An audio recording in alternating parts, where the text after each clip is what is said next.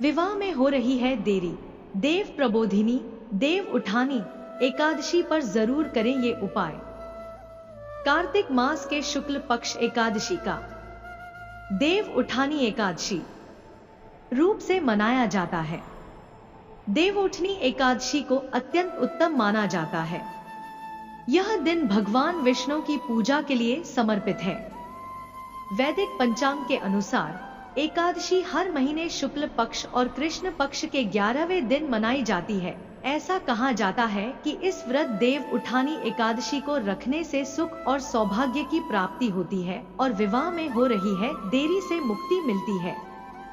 प्रिय दोस्तों, इस साल कार्तिक माह में आने वाली शुक्ल पक्ष की एकादशी तिथि का आरंभ 11 नवंबर को शाम 6:46 से हो रहा है, जिसका समापन अगले दिन 12 नवंबर को दोपहर बाद 4:04 पर होगा। देवउठनी एकादशी के दिन देव योग निद्रा से जागते हैं और फिर सभी शुभ काम शुरू हो जाते हैं। हिंदू धर्म में इसे देवोत्थान एकादशी के नाम से भी जाना जाता है। कार्तिक माह के शुक्ल पक्ष में आने वाली देवउठनी एकादशी देवी लक्ष्मी और श्रीहरि विष्णु को प्रसन्न करने का सबसे अच्छा दिन माना जाता है। उनके प्रभाव से बड़े पाप भी क्षण भर में नष्ट हो जाते हैं। वैदिक पंचांग के अनुसार देवउठनी एकादशी का व्रत हर साल कार्तिक माह में आने वाली शुक्ल पक्ष की दशमी तिथि के अगले दिन रखा जाता है।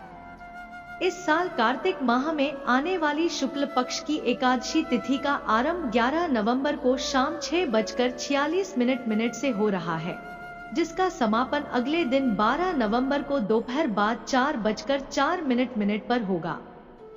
ऐसे में उद्यातिथि के आधार पर 12 नवंबर 2024 को देवउठनी एकादशी का व्रत रखना शुभ रहेगा।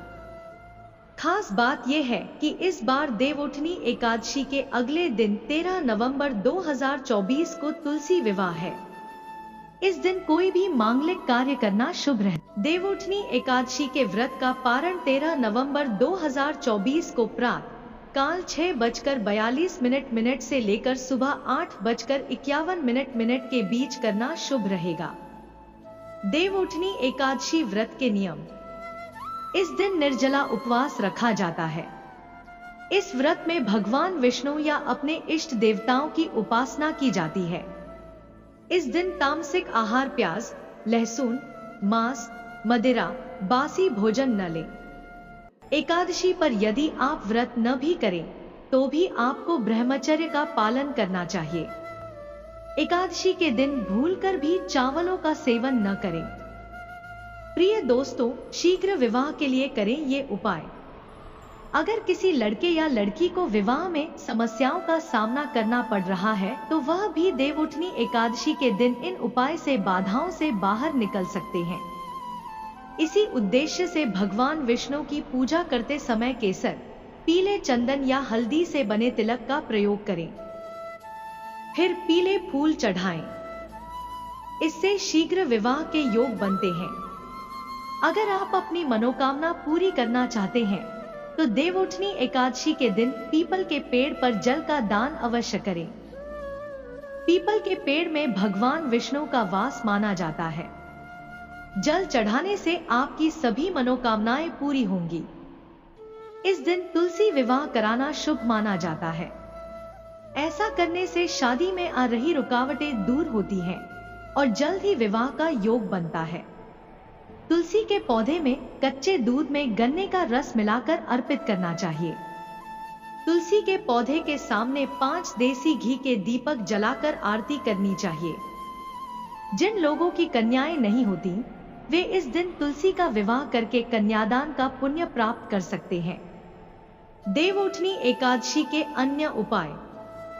एकादशी के दिन भगवान विष्णु को पहले शंख में गाय के दूध भरकर स्नान कराएं, इसके बाद गंगाजल से स्नान कराएं। ऐसा करने से व्यक्ति की आर्थिक समस्याएं दूर होती हैं। भगवान विष्णु की पूजा के दौरान ओम नमो भगवते वासुदेवाय नमः मंत्र का जाप करें। इससे जीवन में आ रही परेशानियां दूर होती हैं। भगवान विष्णु की पूजा में शुद्ध घी का दिया जरूर जलाएं और भोग में तुलसी दल रखकर अर्पित करें।